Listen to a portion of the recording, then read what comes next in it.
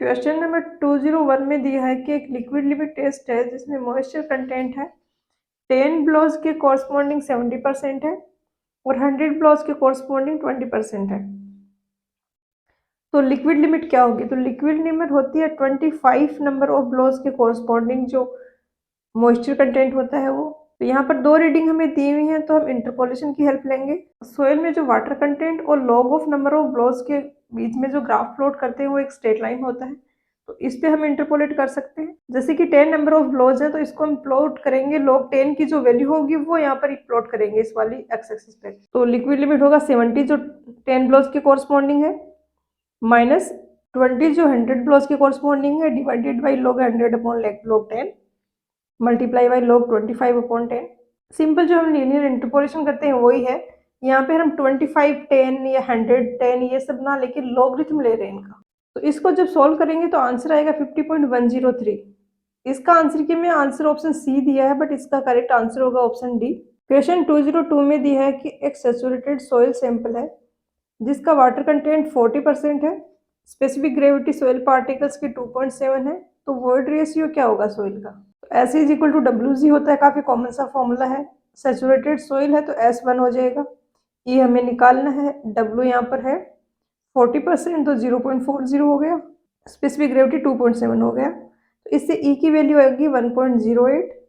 यहाँ पर भी मिस्टेक है आंसर की में, इसका आंसर 0.52 दिया है, इसका आंसर होगा ऑप्शन सी।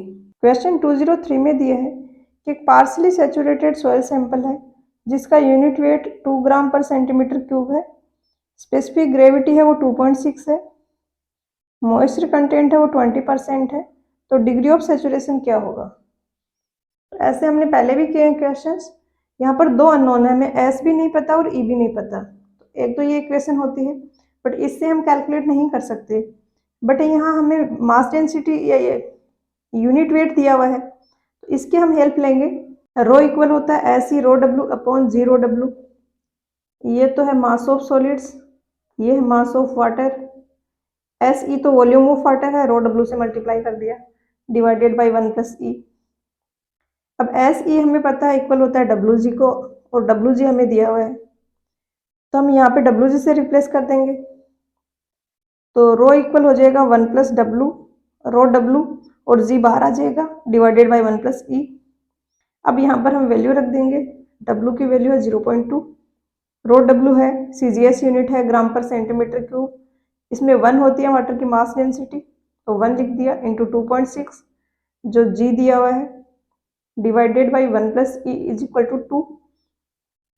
यहाँ से हम ई कैलकुलेट कर लेंगे, ये आ जाएगा 1.2 इंटू 2.6 डिवाइडेड बाई 2 माइनस 1, तो ई की वैल्यू आ जाएगी 0.56। अब हमें पता है S is equal to W G होता है, एस हमें निकालना है, ई हमें पता है तो हम वैल्यूज रख देंगे 0.2 इंटू 2.6 डिवाइडेड बाई 0.56, तो ये आ जाएगा 0.928, तो ऑप्शन सी करेक्ट आंसर हो जाएगा। क्वेश्चन 204 में दिया है कि यहाँ पर कुछ स्टेटमेंट दिए गए हैं, इनमें से करेक्ट स्टेटमेंट कौन सा होगा? इसका आंसर की में answer I think option B दिए है, बट ये स्टेटमेंट कोई भी इनमें एक स्टेटमेंट ऐसा हो जो 100% करेक्ट हो, या फिर कोई स्टेटमेंट ऐसे हो 3 स्टेटमेंट जिनको हम 100% इनकरेक्ट कह सकते हैं, तो ऐसा कुछ यहाँ पर नहीं है इन स्टेटमेंट्स में से। तो इस टाइप के क्वेश्चंस में आंसर पे कमेंट करना डिफिकल्ट होता है। इनके पीछे की जो थ्योरी है वो मैं आपको एक्सप्लेन कर देती हूँ। ऑप्शन सी में stiff Boulder clay term use किया है, तो बाउल्डर क्ले एक टाइप ऑफ सॉइल है जो अनस्ट्रेटिफाइड डिपॉजिट है, फॉर्म होता है ये ग्लेशियर के मेल्ट होने से, और इस सॉइल डिपॉजिट में रॉक फ्रेगमेंट्स भी होते हैं, बाउल्डर्स भी होते हैं, और फाइनली पल्वराइज्ड क्ले मटेरियल्स भी होते हैं। ये वेल ग्रेडेड सॉइल है और इजीली हम इसको डेंसिफाई कर सकते हैं कॉम्पेक्शन से। बट मैक्सिमम शियर स्ट्रेंथ का यहाँ पर पूछा है स्टेटमेंट में, तो कौन कौन सी सॉइल में कंपेयर करना है? डिफरेंट काइंड ऑफ सॉइल्स होती हैं, हो सकती है कुछ ऐसी सॉइल हो जिनकी shear strength stiff Boulder clay जो सॉइल है उससे ज्यादा हो। ऐसे ही ऑप्शन डी में दिया कि सॉफ्ट चॉक है वो लिस्ट सेफ लोड कैरी करता है, तो किस किस में कंपेयर करना है हमें? कौन सी कोहेसिव सॉइल में, नॉन कोहेसिव सॉइल में, या कौन कौन से सॉइल्स में हमें कंपेयर करके लिस्ट सेफ लोड बताना है? तो ये स्टेटमेंट भी अनक्लियर है। ए और बी में टेक्स्ट क्लासिफिकेशन का कंसेप्ट यूज किया गया है। ये सैंडी क्ले लोम और सिल्टी क्ले लोम टर्म हम टेक्सटाइल क्लासिफिकेशन में यूज करते हैं, बट ये टाइप ऑफ सॉइल है, इसमें सिल्ट का परसेंटेज है, इसकी एक रेंज होती है 50 to 70%, जैसे 60 to 80%, वो ग्राफ से हम रीड करते हैं। तो ऐसे रेंज हो उसमें ऐसे डिफाइन करना डिफिकल्ट होता है कि इसका परसेंटेज हाईएस्ट है, क्योंकि उस रेंज में कहीं भी लाई कर सकता है, उसमें सिल्ट का परसेंटेज, या फिर ऑप्शन ए को डिस्कस करें तो सैंड का परसेंटेज। टेक्सटाइल क्लासिफिकेशन होता क्या है और इस ग्राफ को हम कैसे रीड करते हैं वो मैं एक बार एक्सप्लेन कर देती हूँ। ये ग्राफ है, ये टेक्सटाइल क्लासिफिकेशन में यूज करते हैं। यहाँ पे सिल्ट का परसेंटेज इस एक्सेस पे डिनोट करते हैं, क्ले का यहाँ पर डिनोट किया जाता है, और सैंड का यहाँ पर करते हैं। अब जैसे फॉर एग्जाम्पल कोई सॉइल है मेरे पास, उसमें सैंड है 30%, क्ले है 50% और सिल्ट है 20%। तो सिल्ट 20% है तो ये 20% से दो लाइन जा रही है, एक इस डायरेक्शन में एक इस डायरेक्शन में। 50 से ये एक लाइन जा रही है, 30 से ये लाइन जा रही है, ये एक हॉरिजॉन्टल लाइन जाती है यहाँ पर। तो ये तीनों पॉइंट से ऐसी लाइन हम देखेंगे जो एक पॉइंट में मर्ज हो रही है। जैसे यहाँ पर दो लाइन जा रही है तो इस वाली को लेंगे, क्योंकि ये वाली लाइन तो 30 और 50 से जाने वाली लाइन को कहीं पर भी इंटरसेक्ट नहीं करेगी, तो हम ये वाली लाइन लेंगे, यहाँ पर ये हॉरिजॉन्टल वाली लेंगे, यहाँ पर ये वाली लेंगे, और ये सारी लाइन्स है यहाँ पर इंटरसेक्ट कर रही है पॉइंट पी पे, और ये वाला एरिया है ये डिनोट कर रहा है क्ले को। तो ये जो सोइल है ये कह सकते हैं हम क्ले है ये सोइल। इसी तरीके से ये सैंडी क्ले को डिनोट कर रहा है, ये सैंडी क्ले लोम को डिनोट कर रहा है, ये क्ले लोम को डिनोट कर रहा है, ये सिल्टी क्ले लोम को डिनोट कर रहा है। तो ये हो गया टेक्सटाइल क्लासिफिकेशन। क्वेश्चन 205 में पूछा है कि नीचे दिए गए ऑप्शंस में से कोहेसिव सॉइल कौन सी है। तो यहाँ पर भी मिस्टेक है क्वेश्चन में, इसका आंसर ब्लैक कॉटन सॉइल दिया है। ब्लैक कॉटन सॉइल तो है ही कोहेसिव, बट क्ले भी कोहेसिव सॉइल है। तो काफी सिंपल सा, इसका रेफरेंस आपको किसी भी बुक में मिल जाएगा। मैंने मोदी एंड सेठ का एक स्टेटमेंट यहाँ पर ऐड किया है। ऐसी सॉइल जिसमें हाई परसेंटेज होता है क्ले मिनरल मोंटमोरिलोनाइट का, ये ब्लैक कॉटन सॉइल होती है। जब हम शेयर कैरेक्टरिस्टिक को डिस्कस करते हैं तो यहाँ पर किया हुआ है मेंशन की कोहेसिव सॉइल्स है वो क्ले है। रेड अर्थ है, ये भी एक क्ले मिनरल है। काओलिनाइट है, ये मेन इसका प्राइमरी मिनरल होता है। लेटराइट रॉक्स की वेदरिंग से ये फॉर्म होती हैं, बट इनमें क्ले कंटेंट होता है वो उसकी कम होती है क्वांटिटी। ड्रेनेज कैरेक्टरिस्टिक अच्छी होती है। इसमें आयरन ऑक्साइड प्रेजेंट होता है, इसके कारण इसका कलर है वो रेड होता है, और इसको रेड अर्थ भी बोलते हैं और लेटराइट भी बोला जाता है। तो रेड अर्थ में क्ले का परसेंटेज कम है, बट सी और बी है ये तो कोहेसिव सॉइल है, तो दोनों ही करेक्ट होंगे। क्वेश्चन 206 में दिया है कि एक कंटेनर है जिसका वेट W1 है, कंटेनर का सॉइल सैंपल के साथ में वेट है वो W2 है, कंटेनर का ओवन ड्राइड सैंपल है उसका वेट है वो W3 है। तो मॉइस्चर कंटेंट क्या होगा सॉइल का। तो वाटर कंटेंट को हम रिप्रेजेंट करते हैं weight of water upon weight of solids. Soil sample को हमने ड्राई किया, ओवन ड्राई किया, तो उसके बाद अब उसमें वाटर तो बचा नहीं है, तो अब जो उसका वेट है वो सिर्फ सॉलिड्स का वेट है, W3 है। ये वेट है कंटेनर का प्लस सोयल सॉलिड्स का। इसमें अगर हम कंटेनर का वेट W1 घटा दें तो सिर्फ सोयल सॉलिड्स है उनका वेट बचेगा, तो WS इक्वल हो जाएगा W3 माइनस W1 के, और WW है ये हो जाएगा W2 और W3 का डिफरेंस, क्योंकि W2 है ये वेट है, इसमें सोयल सॉलिड्स भी हैं, कंटेनर का वेट भी है और वाटर भी है यहाँ पर, और W3 है यहाँ पर सोयल सॉलिड्स है और कंटेनर है। तो W2 में से W3 हम घटाएंगे तो सिर्फ वाटर का वेट बचेगा, तो ये हो जाएगा ऊपर W2 minus W3 divided by W3 minus W1 into फिर 100 से मल्टीप्लाई कर देंगे।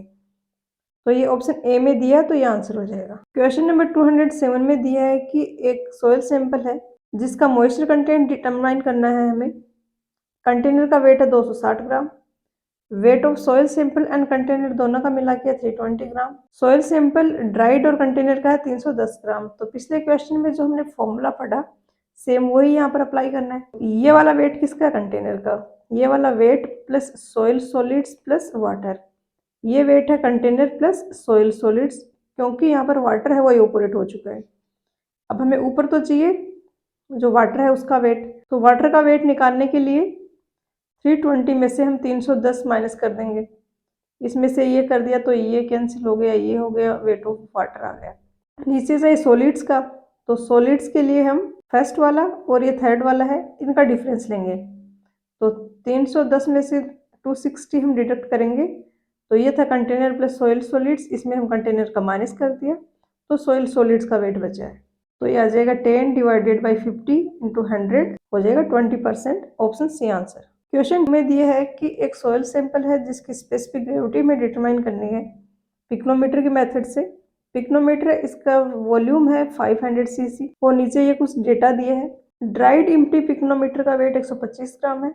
ड्राइड सॉइल और पिक्नोमीटर का वेट है वो 500 ग्राम है।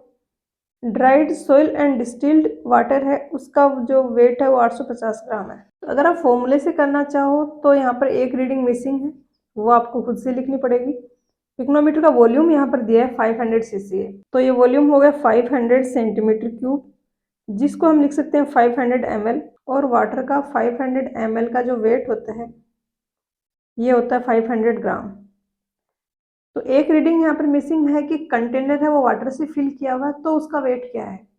तो ये आप इससे लिख सकते हो कि 500 ग्राम तो उसमें वाटर आएगा और 125 ग्राम उसका इम्प्टी का वेट है। अगर कंटेनर को वाटर से फिल करके फिर उसका वेट मेजर करेंगे तो ये वाली रीडिंग आएगी 625 ग्राम। मैंने पहले भी बोला है कि इस क्वेश्चन में आप थोड़ा कंसेप्चुअल अप्रोच रखें तो ज़्यादा बेटर रहेगा। हमें निकालना है यहाँ पर स्पेसिफिक ग्रेविटी जो होता है rho S upon rho W. अब हम क्या करते हैं, इक्वल वॉल्यूम है उसमें जितना मास आ रहा है सॉइल का उसको हम डिवाइड कर देते हैं इक्वल वॉल्यूम ऑफ जितना उसमें वाटर आ रहा है उसका मास है। क्योंकि एम एस अपॉन वी और M W upon V same हुआ तो हम रिप्रेजेंट कर सकते हैं M S upon M W से जी को। अब क्वेश्चन में दिया है कि ड्राइड सॉइल सैंपल और पिक्नोमीटर का वेट है 500 ग्राम और ड्राइड इम्प्टी पिक्नोमीटर का वेट है 125 ग्राम। तो सॉइल सैंपल का वेट यहाँ से हमें मिल जाएगा 500 माइनस 125। अब हम सेकंड स्टेप में निकालेंगे कि वो सॉइल सैंपल जितना वॉल्यूम ऑक्यूपाई कर रहा था उतना ही वॉल्यूम अगर वाटर ऑक्यूपाई करे तो उस वाटर का जो मास होगा वो कितना होगा। अब सारी ट्रिक है वो इतनी सी है एम डब्ल्यू निकालने की। क्या हुआ, पहले तो ये पिक्नोमीटर है उसमें सॉइल सैंपल फिल किया और बचे में वाटर फिल किया हुआ है। यहाँ पर जो ब्लू कलर से शो किया हुआ है मैंने वो वाटर है, रेड कलर से जो डॉटेड से ये दिखाए हुए हैं ये सॉइल है। तो यहाँ पर जो ये वेट था ये था 850 ग्राम जिसमें वेट था कंटेनर का, जिसमें वेट था ये ऊपर वाला वॉल्यूम। अगर मैं इसको V2 से डिनोट कर दूं तो V2 वॉल्यूम का जो मास है वो वाटर वो है, और नीचे वाले को अगर V1 से डिनोट कर दें तो V1 वाले में जो सॉइल आ रही है उसका भी है। तो ये पूरा पिक्नोमीटर वाटर से फिल किया हुआ है, तो उस केस में इसका टोटल वेट मैंने एक्सप्लेन किया कि 625 ग्राम होगा। अब इस 625 ग्राम किस किस का है, कंटेनर का है, V2 वाले वाटर का है और V1 में भी वाटर का है। अब अगर मैं इन दोनों का डिफरेंस निकालूं तो पिक्नोमीटर वाला कैंसिल हो जाएगा, V2 वाला भी कैंसिल हो जाएगा, ये बचेगा V1 वॉल्यूम जो सॉइल ऑक्यूपाई कर रही है वो माइनस जो V1 वॉल्यूम वाटर ऑक्यूपाई कर रहा है उसका जो वेट है। ये V1 लिख रहे हैं हम, V1 वॉल्यूम में जो सॉइल आ रही है उसका मास हम यहाँ पर लेंगे। तो ये हमारे पास आ गया V1 वॉल्यूम ऑक्यूपाई करने वाला जो सॉइल सैंपल है जो कि टोटल सॉइल सैंपल है माइनस V1 वॉल्यूम ऑक्यूपाई करने वाला जो वाटर है। अब हमें चाहिए सिर्फ ये जो V1 वॉल्यूम ऑक्यूपाई करने वाला वाटर है वो चाहिए सिर्फ। तो हम क्या करेंगे, इसमें से हम सॉइल सैंपल का वेट घटा देंगे। ये जो रीडिंग आ रही है इसमें से सॉइल सैंपल का यहाँ पर वेट क्या है, ड्राइड सॉइल सैंपल और पिक्नोमीटर का 500 ग्राम है। तो यहाँ से हमें पता चल रहा है कि सॉइल सैंपल का हो जाएगा 5 माइनस 125 तो 375 हो जाएगा। तो ये सॉइल सैंपल का है। इसमें से मैं ये वाला माइनस कर दूं तो ये तो सॉइल सैंपल वाला माइनस हो जाएगा और ये माइनस है ये प्लस बन जाएगा। तो नीचे ये जो MW हमें चाहिए वो यहाँ मिल जाएगा। तो 375 माइनस ये 850 माइनस 625 वाला ये वाला जो डायग्राम को डिनोट कर रहा है। इस तरीके से इसको सोल्व करोगे तो 375 अपॉन 375 माइनस 225 तो इसका ये आंसर आ जाएगा 2.5। ट्रिक सारी है ये MW निकालने में, तो सी आंसर हो जाएगा। क्वेश्चन 209 में दिए है कि एक सॉइल है उसके पार्टिकल्स का साइज 0.05 सेंटीमीटर है, स्पेसिफिक ग्रेविटी 2.67 है। तो टर्मिनल वेलोसिटी क्या होगी, अगर वाटर है उसकी विस्कोसिटी है 0.01 पोइज है। तो ये फॉर्मूला है सेटलिंग वेलोसिटी का जो कि आपको याद रखना है, G-1 upon rho W D² upon 18 mu. लेकिन आपको ये प्रैक्टिस में रखना पड़ेगा कि जब भी इस टाइप के क्वेश्चंस हो आप पहले ऑप्शंस को देखो। और यहाँ पर जैसे ऑप्शन दिए हैं, अगर इतने पास पास में ऑप्शन दिए हैं तो एटलीस्ट फर्स्ट राउंड में तो आप उस क्वेश्चन को ट्राई ना करें। जिन एग्जाम्स में कैलकुलेटर अलाउड नहीं है वहां पर इतनी कॉम्प्लिकेटेड फॉर्मूले में इतना एक्यूरेसी के साथ कैलकुलेट करना बहुत ही टफ है। अगर आपको करना भी है तो सेकेंड राउंड में जब आपने इजी वाले क्वेश्चन अटेम्प्ट कर लिए हैं उसके बाद इस क्वेश्चन पे आए। तो यहाँ पर इसका आंसर आ जाएगा 0.2275 सेंटीमीटर पर सेकेंड। कुछ नहीं है, जस्ट वैल्यूज रखी है, ऐसा यूनिट में रखी है कन्वर्ट करके। पोइज था तो इसको भी कन्वर्ट कर दिया, क्योंकि जो विस्कोसिटी की यूनिट होती है न्यूटन सेकेंड पर मीटर स्क्वायर, ये इक्वल होता है 10 पोइज के। तो हमें पोइज को एसआई में कन्वर्ट करना था तो 10 से डिवाइड कर दिया। सेंटीमीटर को मीटर में कन्वर्ट कर दिया। जी की कोई यूनिट नहीं है तो यहाँ पर ये वैल्यूज रख दी सारी। तो इसको जब सॉल्व करोगे तो ये आ जाएगा जो कि दिया ऑप्शन डी में। क्वेश्चन 210 में पूछा है कि प्लास्टिसिटी इंडेक्स है वो डिफाइंड है एक रेंज जो किस किस के बीच में है। तो प्लास्टिसिटी इंडेक्स वो रेंज है जिसमें कि सॉइल है वो प्लास्टिक प्रॉपर्टीज शो करती है, as a plastic material behave करती है। और ये डिफरेंस होता है liquid limit minus plastic limit का। इस तरीके से ग्राफ है तो ये प्लास्टिक लिमिट है, ये लिक्विड लिमिट है। लिक्विड लिमिट वो लिमिट है जहां पर soil stop behaving like a liquid. इससे आगे तो ये लिक्विड स्टेट में रहेगा, इससे जैसे हम इधर आएंगे यहाँ तक प्लास्टिक स्टेट में रहेगा। तो ऑप्शन ए आंसर हो जाएगा। क्वेश्चन 211 में दिया है कि नीचे दिए गए स्टेटमेंट्स में से करेक्ट स्टेटमेंट कौन सा है। करेक्ट स्टेटमेंट, सारे स्टेटमेंट करेक्ट है, आंसर होगा ऑप्शन ई। ए में दिया है कि लिक्विड लिमिट और प्लास्टिक लिमिट के बीच की जो रेंज है वाटर कंटेंट की उसको प्लास्टिसिटी बोला जाता है। बी में दिया है कि liquid limit minus natural water content divided by plasticity index of the soil, इसको हम कहते हैं कंसिस्टेंसी इंडेक्स। प्लास्टिसिटी इंडेक्स होता है WL माइनस WP।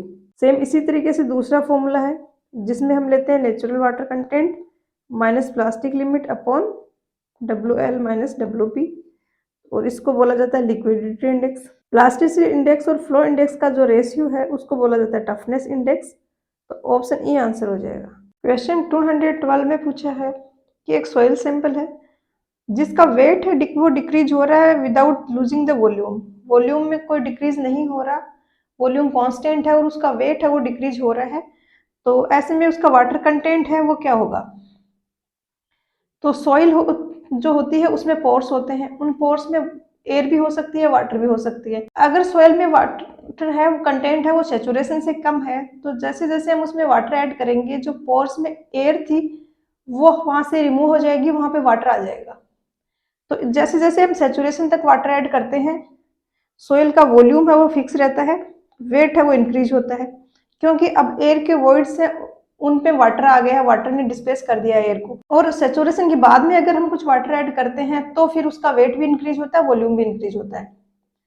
तो क्वेश्चन में कंडीशन दी है कि वॉल्यूम सेम है, फिक्स है, और वेट डिक्रीज हो रहा है, वाटर कंटेंट को डिक्रीज कर रहे हैं। तो सैचुरेशन के कॉरस्पॉन्डिंग जो वाटर कंटेंट होता है उसको हम बोलते हैं श्रिंकेज लिमिट। ये वाटर कंटेंट और वॉल्यूम ऑफ सॉइल मास है उसके बीच में ये ग्राफ बनता है। जैसे ही वाटर कंटेंट 0 से लेके श्रिंकेज लिमिट तक पहुंचेगा उसमें कोई चेंज नहीं होगा वॉल्यूम में, सॉइल मास के में, क्योंकि अब जो वाटर जा रहा है वो पोर्स में जा रहा है। इसके बाद में अगर हम कुछ वाटर ऐड करेंगे तो सॉइल मास का जो वॉल्यूम है वो भी वाटर कंटेंट के साथ इंक्रीज होगा ऐसे लीनियरली।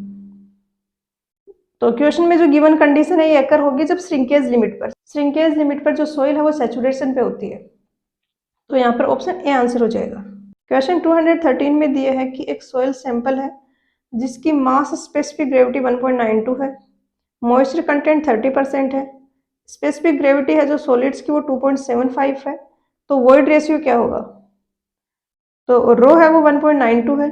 CGS यूनिट्स में रो W की वैल्यू 1 होती है, तो रो यहाँ पर मास डेंसिटी हो जाएगा 1.92 इंटू 1। तो ये मास डेंसिटी आ गई। वाटर कंटेंट दिया है और G दिया है। तो ये फॉर्मूला हमें पता होता है S is equal to WG, लेकिन यहाँ पे S भी हमें पता नहीं है, E भी नहीं पता है, तो हमें एक और इक्वेशन की हेल्प लेनी पड़ेगी। तो हम मास डेंसिटी की इक्वेशन लिखेंगे, रो इक्वल होता है G रो W, ये हो गया mass of water, mass of solids, और ये हो गया मास ऑफ वाटर।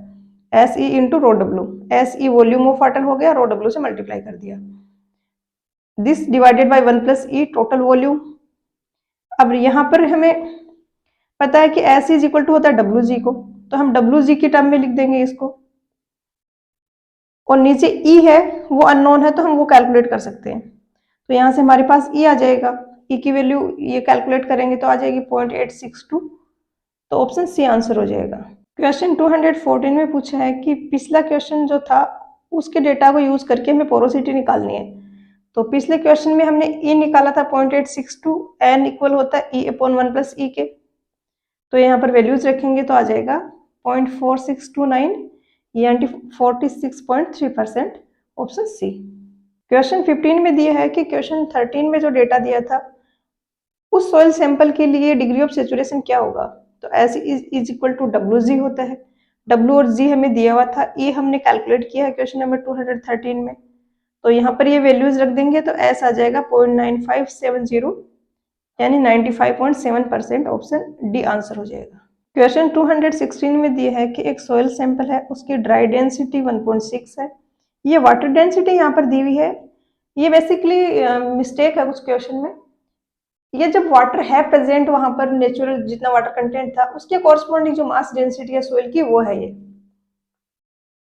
ये 1.84 है, स्पेसिफिक ग्रेविटी सॉलिड्स की है 2.56, तो पोरोसिटी क्या होगी सॉइल सैंपल की, तो रो डी हमें पता है इक्वल होता है, रो डी इक्वल होता है 0 डब्ल्यू अपॉन 1 प्लस ई के, तो रो डी की भी हम वैल्यू रख दी 1.6, जी दिया 2.56, तो यहाँ से ई की वैल्यू आ जाएगी, ई की वैल्यू आ जाएगी तो एन होता है ई अपॉन 1 प्लस ई, तो यहाँ से आ जाएगा 0.6 अपॉन 1.6 0.375, चाहे तो ये फॉर्मूला आप एन की टर्म में भी यूज कर सकते हैं, बट मुझे लगता है आप ई की टर्म में सारे फॉर्मूले अगर आप याद भी रख रहे हो या माइंड में डिराइव करके भी लिख रहे हो तो एक की फॉर्म में रख लो, दूसरे में फिर आप मॉडिफाई कर सकते हो इजीली, क्योंकि एक ही एक चीज को बार बार फिर आप हर क्वेश्चन में प्रैक्टिस करोगे तो थोड़ी एफिशिएंसी बढ़ जाएगी, थोड़े फास्ट हो जाओगे आप फॉर्मूलेज लिखने में, एन और ये तो फिर इजीली कैलकुलेट कर सकते हैं एक दूसरे से, तो यहाँ पर ऑप्शन ए आंसर हो जाएगा।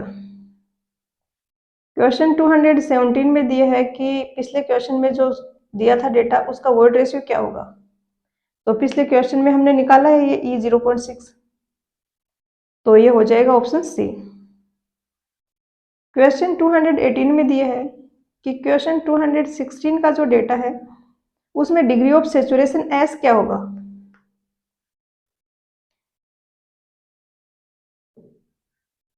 तो हमें वाटर कंटेंट अगर हम निकाल लें तो ई हमें पता है कैलकुलेट कर चुके हैं हम, जी हमें दिया हुआ है, अगर डब्ल्यू निकाल लें तो हम एस भी निकाल सकते हैं, और हमें ये फॉर्मूला पता है कि रो डी इक्वल होता है रो अपॉन 1 प्लस डब्ल्यू के। इस फॉर्मूले में काफी बार स्टूडेंट्स थोड़े से जल्दीबाजी में कंफ्यूज हो जाते हैं, तो ये ध्यान रखना रो डी की वैल्यू रो से कम होगी, क्योंकि वॉल्यूम तो सेम ही है, हमने सॉइल को ड्राई कर दिया, तो ड्राई कर दिया तो सारा मॉइस्चर इवोपोरेट हो गया, तो ऊपर जो मास वाली टर्म आ रही थी उसमें वाटर का मास अब हट गया है, तो मास कम हो गया है, तो डेंसिटी ड्राई वाली कम आएगी, तो रो डी हमेशा रो से कम है, तो रो डी इक्वल होगा रो अपॉन 1 प्लस डब्ल्यू के, क्योंकि रो को एक से बड़ी संख्या से डिवाइड करेंगे तो रो से छोटी वैल्यू आएगी जो रो डी के इक्वल होगी। अब यहां से हमने वैल्यूज रख दी सारी, ये रो 1.84 है, रो डी 1.6 है, यहाँ से वैल्यूज रख के फिर डब्ल्यू निकाला तो 0.15 आ गया, हमें पूछा है डिग्री ऑफ सेचुरेशन, तो ये हो जाएगा डब्ल्यू जी अपॉन ई, तो ये 0.15 इंटू 2.56 डिवाइडेड बाई 0.6, तो ये 60% हो जाएगा, ऑप्शन सी। क्वेश्चन 219 सिंपल सा है लेकिन यहाँ पर कुछ मिस्टेक है, यहाँ पे ऑप्शन है वो कोई भी मैच नहीं कर रहे हैं, तो क्वेश्चन फ्रेमिंग में कुछ मिस्टेक हुई है, कुछ मिस हुआ है यहाँ पर, इसका जो कंसेप्ट है इसको हम डिस्कस कर लेते हैं एक बार। क्वेश्चन में दिया है कि नेचुरल मॉइस्चर कंटेंट 30.5% है, लिक्विड लिमिट 42.5% है, प्लास्टिक लिमिट 22.5% है, तो लिक्विडिटी इंडेक्स और प्लास्टिसिटी इंडेक्स का रेशियो क्या होगा, तो लिक्विडिटी इंडेक्स होती है W minus W P upon W L minus W P into 100, यहाँ पे हम वैल्यूज रखेंगे सारी, प्लास्टिसिटी इंडेक्स होती है W L minus W P, W L है 42.5, डब्ल्यू पी है 22.5, तो ये हमने वैल्यूज रख दी यहाँ पर, ये डिवाइड करेंगे तो डब्ल्यू एल माइनस पी नीचे आ जाएगा, इसका स्क्वायर हो जाएगा, क्योंकि एक बार ये टर्म यहाँ पर आ रही है आई पी की, एक बार ये आ रही है, तो ये स्क्वायर बन गया, W की वैल्यू है 30.5 माइनस 22.5 डिवाइडेड बाई 42.5 माइनस 22.5 का होल स्क्वायर। इसको जब सॉल्व करेंगे तो 1/50 आएगा। आंसर की में डी दिया है बट कोई सा भी ऑप्शन यहाँ पर करेक्ट नहीं है। क्वेश्चन 220 में पूछा है कि क्ले सॉइल मेनली कौन से मिनरल से कंसिस्ट होती है। तो क्ले सॉइल में 15 डिफरेंट ग्रुप ऑफ मिनरल्स हो सकते हैं और जिनमें से 4 ये यहाँ पर दिए गए हैं, कैलोलिनाइट्स, मोंटोमोरिलोनाइट, वर्मिकुलाइट एंड इलाइट। तो ये सारे ही मिनरल्स हैं जो कि क्ले में हो सकते हैं। तो यहाँ पर ऑप्शन ई आंसर हो जाएगा। इन मिनरल्स को हम डिटेल में नेक्स्ट लेक्चर में डिस्कस करेंगे क्योंकि कुछ क्वेश्चंस हैं वहाँ पर इन डिफरेंट मिनरल्स पे, इनकी प्रॉपर्टीज पे। आज के लेक्चर में इतना ही, मिलते हैं नेक्स्ट लेक्चर में। पढ़ाई करते रहिए। All the very best.